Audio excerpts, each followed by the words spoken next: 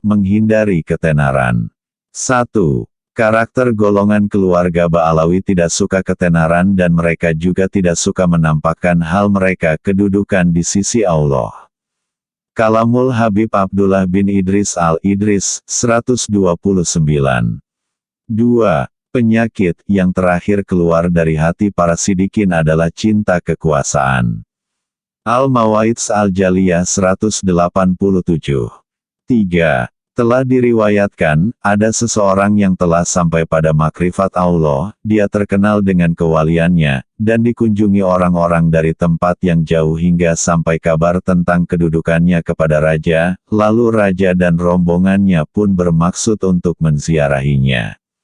Maka tatkala si wali ini tahu bahwa raja ingin menziarahinya, dia memerintahkan sebagian temannya untuk membawakannya sayuran, dan ketika raja sudah datang menuju kepadanya untuk menemuinya, si wali itu mengambil sayuran lalu memakannya dengan lahap dan rakus. Maka tatkala melihat keadaannya, raja merendahkannya dan menganggapnya hina di sisinya seraya berkata kepada pengikutnya, dia tidak memiliki kebaikan. Lalu raja bertanya kepada si wali, bagaimana keadaanmu? Sama seperti orang-orang, jawabnya. Kemudian raja dan rombongannya pulang dan mereka sudah berjalan dengan menempuh perjalanan yang jauh melewati gunung, dan hal itulah yang diinginkan oleh orang wali tersebut. Lalu si wali berkata, segala puji bagi Allah yang telah memalingkannya dariku dalam keadaan dia mencelaku. Al-Manhajus Sauti, 715 keterangan senada di Al-Liyat 3/295. 4. Tatkala Ibrahim Al-Khawas mengetahui bahwa orang-orang di negerinya meyakini kedudukannya, beliau mencuri baju milik putra seorang raja di pemandian, lalu Ibrahim Al-Khawas sengaja memakainya dengan berjalan layaknya orang sombong, agar beliau diyakini sebagai pencuri, hingga orang-orang menangkapnya lalu memukulinya dan mengambil pakaian yang diambilnya. Seketika itu dia dijuluki pencuri di pemandian, lalu beliau berkata, sekarang aku senang tinggal di negeri ini. Al-Fatawa Al-Haditsah, 266. Beberapa faedah tentang niat. 1. Nabi bersabda, niat seorang mukmin itu lebih baik dari amalnya. Hal itu karena niat tidak bisa tercampur dengan riya. Kasiful Hafa, Juz 2 halaman 322. 2. Ada yang mengatakan dalam mengomentari sabda Nabi, niat seorang mukmin itu lebih baik dari amalnya, sesungguhnya seorang mukmin itu akan kekal di surga walaupun dia hanya menyembah Allah di masa hidupnya di dunia saja. Hal itu dikarenakan andaikan dia kekal di dunia, dia akan terus beriman, maka dia dibalas atas niatnya itu dengan kekekalan di surga, sebagaimana orang kafir kekal di neraka walaupun dia tidak bermaksiat kepada Allah kecuali semasa hidup di dunia saja, karena niatnya untuk selalu menjadi kafir selama hidup di dunia. Dan diriwayatkan dari Imam Hasan Basri, sesungguhnya kekalnya penghuni surga di surga dan kekalnya penghuni neraka di neraka sebab niatnya. Manhajus Sawi, 642. Keterangan senada di Al-Asy bahwa Nazair, 9. 3. Dikatakan bahwa seseorang masuk surga dengan 3 perkara dan seseorang masuk neraka dengan 3 perkara. Adapun 3 perkara surga adalah 1. Masuk surga karena rahmat Allah, 2. Kepatutan untuk mendapatkan kedudukan di surga dengan amal, 3. Kekekalan di surga karena niatnya untuk tidak berpisah dari imannya. Adapun 3 perkara neraka adalah, 1. Masuk neraka karena keadilan Allah, 2. Kedudukan di neraka sesuai dengan amalnya, 3. Dan kekal di neraka karena niatnya untuk tidak terpisah dari kekufuran. Hikayatus Sufiyah, 240. 4. Allah memberi balasan baik kepada Katak sebab mulutnya yang membawakan air untuk memadamkan api Namrud yang membakar Nabi Ibrahim alaihissalam. Lalu dikatakan kepada Katak, apa kamu mampu memadamkannya? Dia menjawab, hanya ini kemampuanku. Maka dari itu, syariat melarang untuk membunuh Katak. Dan Allah memberi balasan jelek kepada cicak, karena meniup api yang membakar Nabi Ibrahim agar api tersebut bertambah besar, dan dia mengatakan, aku ingin menampakkan kesenanganku akan apa yang menimpa Nabi Ibrahim, maka Allah sangat mencelanya hingga disyariatkan untuk membunuhnya. Al-Manhajus Sawi, 657 keterangan senada di Hayatul Hayawan, Juz 2 halaman 86 dan Juz 2 halaman 399. 5. Terdapat dalam kitab Tatsbitul Fuad karya Habib Abdullah Al-Haddad radhiyallahu anhu, beliau mengatakan, tatkala Nabi Adam diturunkan dari surga ke bumi, beliau turun dengan membawa beberapa daun dari pohon wewangian bersamanya, dedaunan tersebut memiliki bau yang sangat harum. Setelah itu, datanglah seekor kijang yang menziarahinya, lantas Nabi Adam memberinya sebagian daun tersebut, hingga tercium bau harum dari tubuh kijang. Tatkala hewan-hewan mencium bau harum dari tubuh kijang, mereka datang kepada Nabi Adam untuk meminta daun tersebut, akan tetapi Nabi Adam tidak memberi satu pun dari mereka, karena si kijang datang kepada Nabi Adam dengan niat berziarah, sedangkan hewan-hewan lainnya datang kepada Nabi Adam dengan niat meminta daun tersebut. Al-Manhajus Sawi, 653 keterangan senada di Tatsbitul Fuad, Juz 2 halaman 323. A'udzu billahi minasy syaithanir rajim. Bismillahirrahmanirrahim. Alhamdulillahirabbil alamin wa bihi nasta'in. Diceritakan bahwasanya ada dua bersaudara, yang satu suka beribadah dan yang lain suka bermaksiat. Suatu ketika, setan datang menggoda yang suka beribadah, alangkah disayangkan kamu ini, kamu menghabiskan umurmu untuk menahan hawa nafsu dan membuat lelah dirimu sendiri, ayo lepaskan dirimu dengan menuruti hawa nafsumu. Setelah ini kamu bertaubat kepada Allah. Dia pun tergoda dan berkata dalam dirinya, aku mau turun ke bawah menemui saudaraku dan menyertainya dalam bermaksiat, kemudian aku akan bertaubat. Adapun yang suka bermaksiat, waktu itu dia sadar dari mabuknya dalam keadaan yang buruk, pakaiannya basah karena kencingnya serta terjatuh di atas tanah seraya berkata, aku telah habiskan umurku dalam maksiat sedangkan saudaraku dalam kelezatan mentaati Tuhannya. Kemudian dia bertaubat dan berniat untuk berbuat baik lalu naik ke atas untuk menyertai saudaranya dalam ketaatan.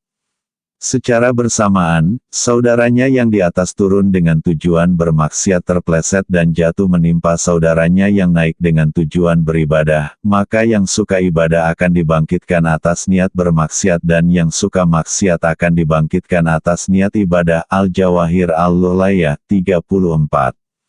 7. Diriwayatkan bahwasanya ada seseorang di zaman Bani Israel berjalan melewati bukit pasir di waktu paceklik.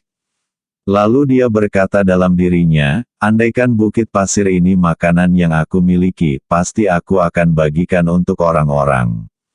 Maka Allah memberi wahyu kepada nabi mereka, sesungguhnya Allah telah menerima sedekahmu dan memberi balasan baik karena niat baikmu dan memberimu pahala seakan kamu bersedekah dengan makanan sebanyak bukit itu. Al-Manhajus Sawi, 646 keterangan senada kurang dari Al-Liya, Juz 4 halaman 308. 8.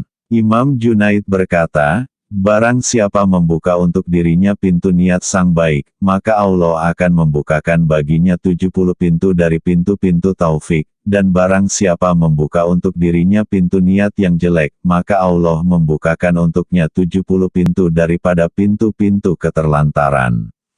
Al-Manhajus Sauti, 655 keterangan senada di At-Tabagat Al-Kubra, 124. 9. Dalam Atsar dikatakan, berapa banyak sesuatu yang sedikit menjadi banyak karena niat, dan berapa banyak sesuatu yang banyak menjadi sedikit karena niat. Maksudnya, berapa banyak dari amal yang sedikit, balasan pahalanya, menjadi banyak pahalanya karena niat yang baik, dan berapa banyak dari amal yang banyak balasan pahalanya, menjadi sedikit pahalanya karena niat yang jelek. Al-Manhajus Sawi, 657. 10. Para salaf mengajarkan anak-anak mereka niat sebagaimana mereka mengajarkan surat Al-Fatihah pada anak-anak mereka. Maka mereka mengatakan kepada si anak tatkala keluar dari tempat belajarnya, jalanlah dengan rendah diri dan tenang, dan jika kamu melihat masjid yang pintunya terbuka, maka tutuplah, atau jika kamu melihat orang buta tidak ada yang menuntunnya, maka peganglah tangannya tuntunlah, atau jika kamu melihat gangguan di jalan, maka singkirkanlah. Kalamul Habib Alawi bin Syihab, Juz 2 hal 45. 11. Habib Ali bin Muhammad Al-Habsyi berkata, tatkala aku meminta wasiat kepada Habib Abu Bakar Al-Atos, beliau tidak memerintahkanku untuk banyak beramal, beliau tidak mewasiatiku kecuali dengan dua perkara. Yang pertama tentang amal zahir, beliau berkata, setiap amal yang kau perbuat iringilah dengan niat yang baik, dan yang kedua tentang amal batin yaitu menjaga rahasia. Fuyudatul Bahril Mali, 93. 12. Diriwayatkan dari Yahya bin Katsir, bahwasanya suatu kali dia minum obat, lalu istrinya berkata kepadanya, andaikan kamu jalan-jalan dalam rumah sebentar hingga obatnya bereaksi. Yahya menjawab istrinya, ini jalan-jalan yang tidak aku ketahui, sedangkan aku selalu mengoreksi diriku selama 30 tahun, sepertinya tidak ada niat baik yang berkaitan dengan agama dalam jalan-jalan tersebut, maka hal itu tidak boleh dilakukan. Al-Ihya, Juz 2 halaman 87. 13. Suatu kali, Syekh Abu Goits pernah mencium istrinya tanpa niat yang baik, maka dengan sebab itu makomnya di sisi Allah turun dan dia tidak meraihnya kembali kecuali setelah 1 tahun. An-Nafais Al-Ulwiyah, 16. 14. Sebagian sahabat ada yang tidak ikut perang Badar seperti sahabat Utsman bin Affan, Tolhah bin Ubaidillah dan Said bin Zaid, akan tetapi mereka dianggap termasuk yang hadir perang Badar, bahkan Nabi memberi bagian dari rampasan perang, hal itu karena uzur mereka. Maka dengan ini ulama mengambil kesimpulan bahwasanya orang yang tidak hadir majelis kebaikan karena ada uzur, maka dia tetap mendapat pahala seakan-akan dia hadir. Asy-Syirah An-Nabawiyah, 180-182.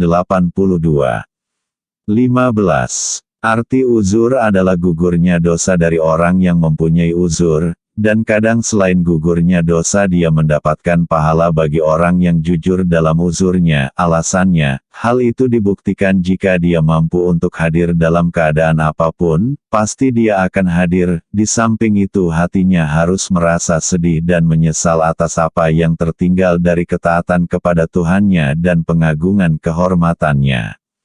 An-Nasai Ad-Diniyah, 125. 16. Imam Hujatul Islam Al-Ghazali berkata dalam kitab Al-Arba'in Al-Ashal, sesungguhnya sesuatu yang mubah itu kadang lebih utama daripada ibadah jika disertai dengan niat yang baik, maka barang siapa yang makan dan minum berniat agar kuat dalam ibadah dan tidak ada niat baginya untuk puasa ketika itu, maka makannya dia lebih utama. Dan barang siapa yang merasa bosan dalam ibadah dan dia mengetahui andaikan dia tidur terlebih dahulu dapat mengembalikan semangatnya dalam ibadah, maka tidurnya lebih utama. Bahkan misalnya seseorang mengetahui bahwa kesenangan dengan bergurau atau berbincang-bincang dengan perbincangan yang mubah di waktu itu bisa mengembalikan semangatnya dalam sholat, maka hal itu lebih utama daripada dia sholat dengan perasaan jenuh. Nabi bersabda, sesungguhnya Allah tidak akan bosan hingga kamu merasa bosan. Al-Manhaj As-Sauri, 680. Keterangan senada di Al-Arba'in Al-Ashal, 268. 17. Jika seseorang menggabung antara niat ibadah dan niat yang lainnya, seperti niat berangkat haji sambil berdagang atau niat wudhu, atau mandi sambil menyegarkan badan atau niat puasa sambil terapi pengobatan dan lain sebagainya, maka Ibnu Abdis Salam berpendapat bahwa hal itu tidak ada pahalanya, baik besarnya ukuran kedua niat tersebut sama atau tidak. Dan Imam Ghazali berpendapat, hal itu tergantung sesuatu yang mendorong adanya amal tersebut. Jika yang mendorong adanya amal tersebut tujuan duniawi, maka tidak ada pahalanya, dan jika dorongan ibadahnya lebih kuat daripada dorongan duniawinya, maka akan mendapatkan pahala sesuai ukuran niat ibadahnya, dan jika ukuran kedua niat tersebut sama, maka pahala amalnya akan gugur. Al-Manhaj As-Sauti, 678, keterangan senada. Al-Baijuri, Juz 1 halaman 55. KHUMUL, menghindari ketenaran. 1. Karakter golongan keluarga Ba'alawi tidak suka ketenaran dan mereka juga tidak suka menampakkan hal mereka kedudukan di sisi Allah. Kalamul Habib Abdullah bin Idris Al-Id